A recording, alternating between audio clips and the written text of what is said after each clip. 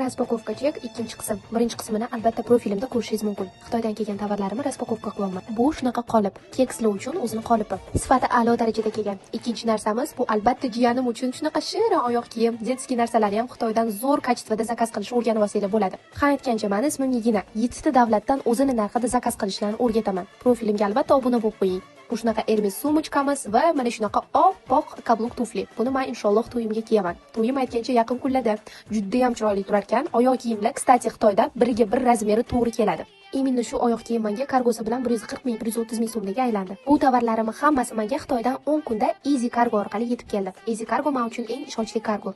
Ishoninglar, Xitoydan zakaz qilib bo'lmaydigan narsani o'zi yo'q. Bu shunaqa bilinch qiladigan tovar. Hamma joyda har xil etilsa kerak. Qizlar, sizlar meni tushundinglar-yu. Xuddi shunaqa narsa. Endi buni nomini aytib o'tirmayman. Nu ko'rganlar tushundi. Bu videoni albatta Xitoydan tovar zakaz qilsang yaxshi kelmaydi. O'zimizdan ovur deydigan tanishlarga jo'natib qo'yinglar. Ha aytgancha, mana shunaqa kuponlarni ham tashlab olish kerak emas. Ulardan ham to'g'ri maqsadda foydalansa bo'ladi. Skidka qilib.